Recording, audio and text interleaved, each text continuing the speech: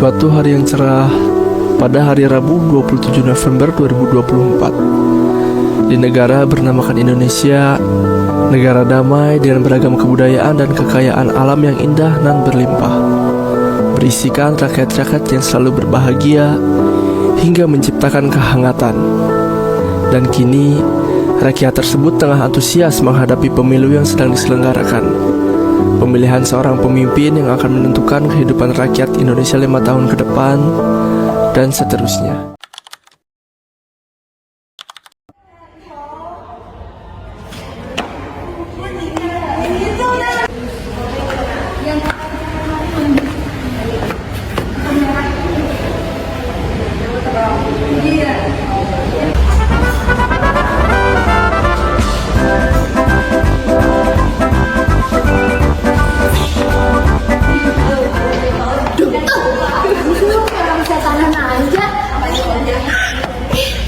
Lagi nggak pikir setan gini gue masuk ke otak gue yang cerdas buat bantu kamu.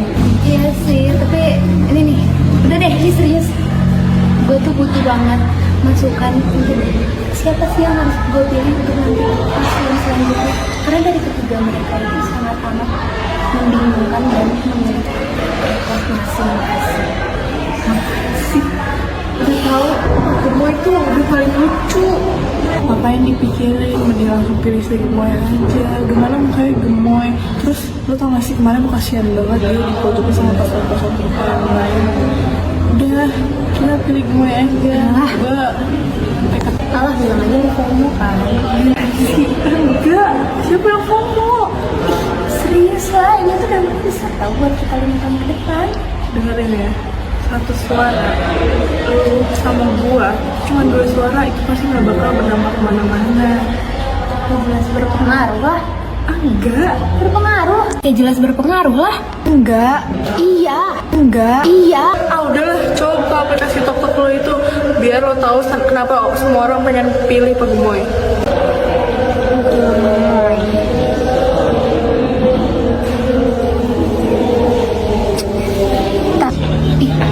Dia punya track record tau.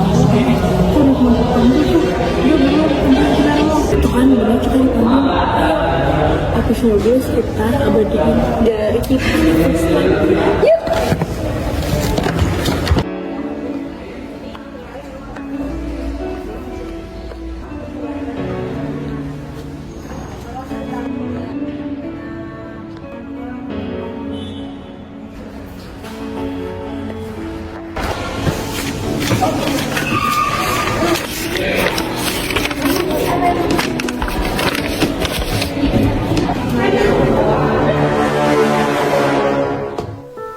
Hari demi hari dilewati, hari per hari yang seharusnya terdapat secercah harapan kini berbanding terbalik. Pajak dinaikkan, PHK di mana-mana, program makan gratis yang tidak tepat sasaran, efisiensi anggaran pendidikan dan kesehatan, bahkan parahnya RUU revisi TNI disahkan secara diam-diam di hotel mewah.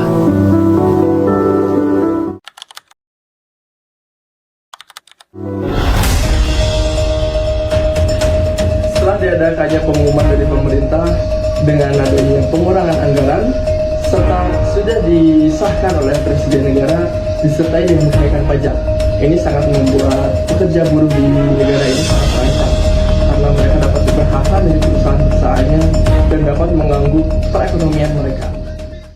Setiap hari selalu ada disuguhi berita yang tidak menyenangkan. Ibu, ini minum dulu. Rukia tahu ibu lagi banyak pikiran. Makasih banyak ya Rukia, ibu gak apa-apa kok. Ibu, ayolah, aku ini anak ibu. Masa aku harus biarin ibu minum semua sendiri kuliah? Biasanya ibu suka sayang fitnah. Ibu, kalau ibu kayak gini terus, aku juga jadi ikutan sedih. Apalagi kan akhir-akhir ini. Rukia! Rukia, maafin ibu ya. Bentar, Bu.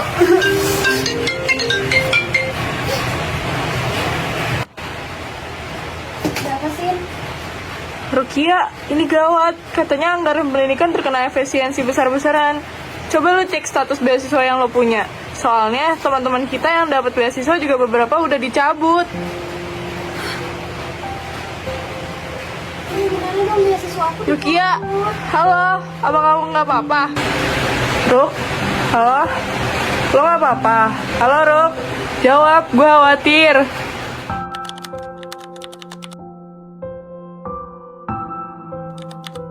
Kalau kamu kenapa-napa gimana? Ibu harus gimana nanti? Ibu, tapi ini demi kebaikan kita, Bu. Kebaikan gimana? Kalau kamu udah 3 bulan lagi gimana? Ibu dengerin aku.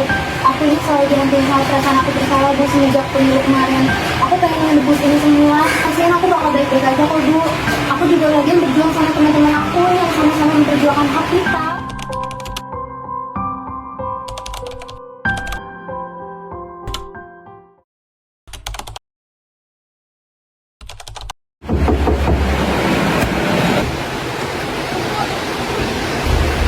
Ini minumnya jangan lupa ya. Jangan lupa kalian harus sama-sama terus ya. Jangan sampai kepisah, oke? Ya tenang aja, Ibu. Aku bakal baik-baik aja kok.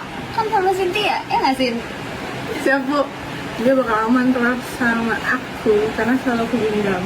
Ini alay banget. Emang kalau misalnya gue kamar mandi, lu bakal ikut juga, Sin? Ya bener aja. Enggak. Aneh nih, Bu. Dadah, Ibu. Iya, hati-hati ya.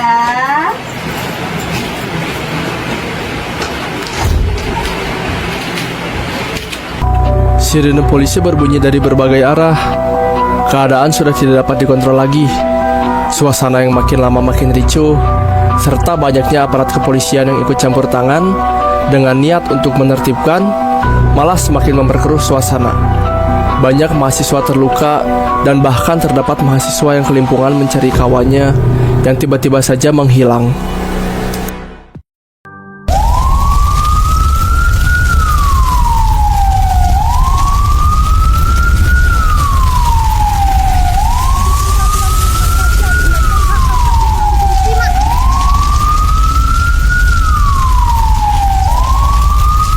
Belum bisa kayak gini terus. Kita harus lakukan sesuatu agar mereka dengar apa yang kita katakan. Lalu kita harus gimana? Para petinggi udah mencoba segala cara, tapi ini udah gak bisa dikontrol lagi.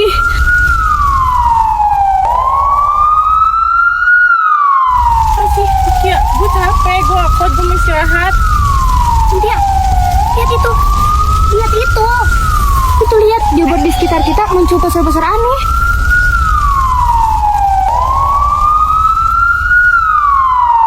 It takes 20 years to build a reputation and few minutes of cyber incident to ruin it. Security and hacker quotes of Stefan Napo. Please follow, like, and share in order to update the content. Apa-apaan ini? Siapa yang meretas semua ini? Aku juga nggak tahu, tapi yang jelas ini semua mendukung kita. Coba kamu lihat di sekitar sini. Poster-poster ini menunjukkan kejahatan-kejahatan pemerintah.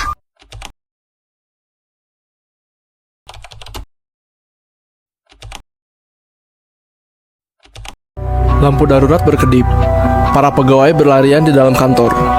Rukman berdiri di depan komputer utama dengan wajahnya yang tegang. Data rahasia telah bocor. Lalu Indah masuk dengan wajah marah, diikuti Dewi dan juga Wati.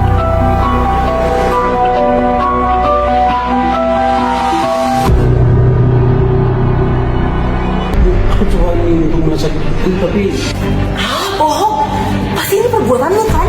Karena hanya orang dakwah yang bisa menembus akses itu. Ini pasti perbuatanmu kan? Bu, aku tidak mungkin melakukan itu. Iya. Sekarang ini bocor ke publik. Kau tahu apa yang terjadi bukan?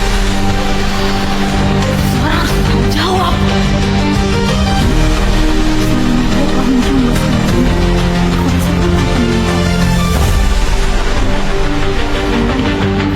Dan jika dia kabur, itu akan membuat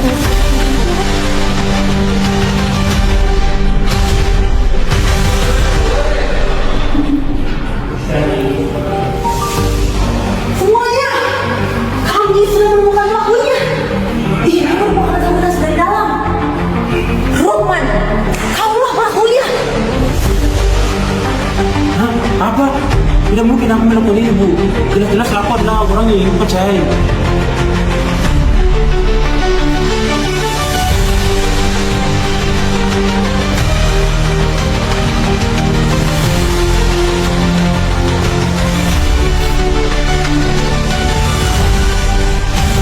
Bu, tidak mungkin. Aku tidak bersalah, Bu. Aku dijebak, Bu. Ajudan, tangkap dia segera.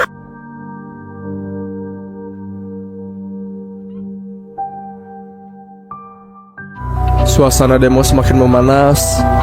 Ditambah polisi mulai menembakkan gas air mata pada kerumunan.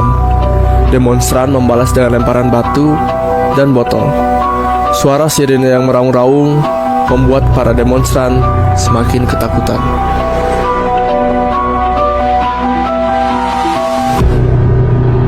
Kita harus mundur. Ini udah di luar kendali. Ih, enggak Sin, kita harus maju terus, kebenaran harus tetap ditegakkan.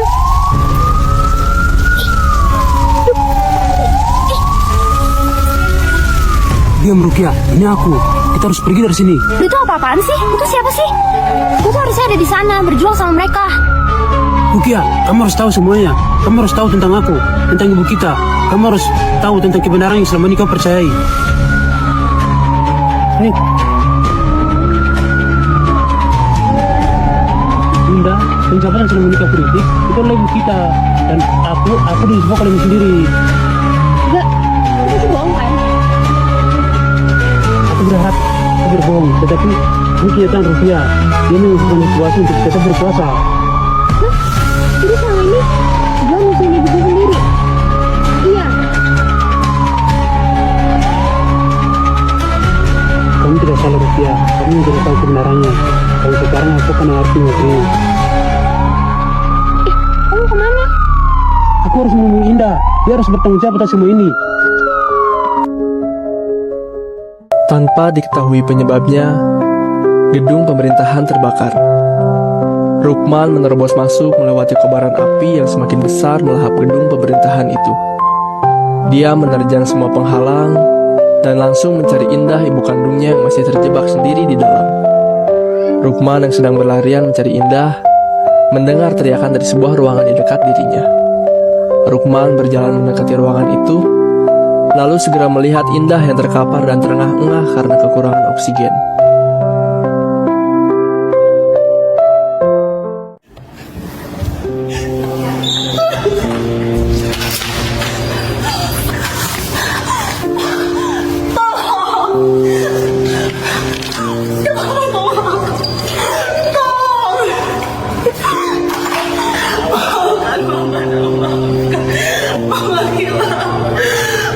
Terbutakan oleh kekuasaan dunia sehingga mama lupakan harta yang sebenarnya. Maafkan mama, tolong mama. Maafkan mama. Mama gak akan mengulangi ini lagi. Mama mohon Rukman. Setelah ini kita akan jalani hidup bahagia bersama keluarga kecil kita ya. Mama, Rukman, dan juga Rukia. Pada adegan ini terjadi kisah flashback yang dimana di suasana rumah yang sangat tegang menunggu kelahiran sang buah hati di keluarga kecil. Rukman sang kakak menunggu di luar kamar ibunya dengan terus berdoa agar kelahiran adik kecilnya lancar dan sehat. Selang beberapa menit kemudian terdengar suara tangisan dari kamar ibunya. Nyonya selamat, bayinya udah lahir. Akhirnya anakku. Sayang, anak kedua kita laki-laki sudah lahir. Aku senang sekali, sayang. Maaf Nyonya, tapi anaknya Perempuan? Kenapa bisa jadi seperti ini? Tidak mungkin. Mbak, tolong sembunyikan anak ini ya. Tapi jangan bilang siapa-siapa. Tapi Nyonya,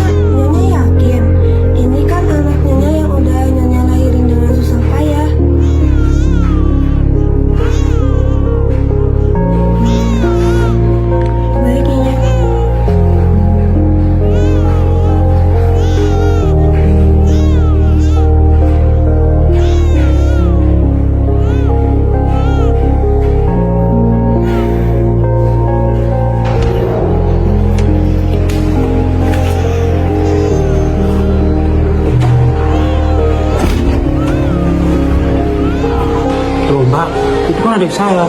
Mau dibawa kemana adik saya? Ya Den, ini adik Aden. Nyonya suruh bawa ke depan dulu sebentar, tapi Aden gak usah khawatir ya.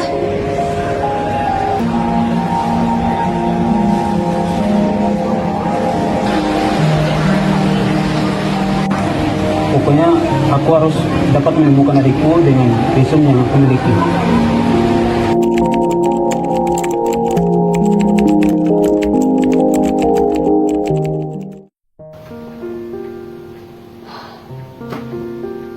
Kamu ini ngapain sih?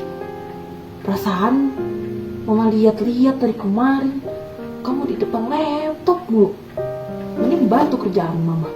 Kamu bakal masukin kamu ke kantor Mama buat kerja sama Mama. Ma, aku dari dulu udah pernah bilang aku nggak mau kerja di kantor pemerintah. Mereka terlalu serakah. Mama nggak peduli. Pokoknya hari Minggu depan kamu kerja sama Mama. Titik. Api berkobaran mendekati ruangan tempat Rukman dan Indah berada. Setelah mengingat kenangan lama, Rukman mendekati Indah dengan hati-hati. Beberapa bulan telah berlalu, sejak kejadian demo dan gedung terbakar, keadaan negeri sudah semakin damai. Rukia bersama Sumarti hendak berlibur keluar pulau, menikmati pemandangan alam yang baru. Ketika sedang berjalan, dengan gembira, Rukia tidak sengaja menabrak seseorang lelaki yang terasa familiar dengan kebingungannya. Akhirnya, Rukia melanjutkan jalannya dengan Sumarti. Laki-laki yang tidak sengaja Rukia tabrak tadi menengok ke belakang ketika Rukia sudah kembali berjalan. Tidak disangka, laki-laki tersebut adalah Rukman yang baru kembali dari perjalanan keluar negerinya. Rukman menatap Rukia dengan senyum bahagia karena mengetahui adiknya sudah hidup bahagia.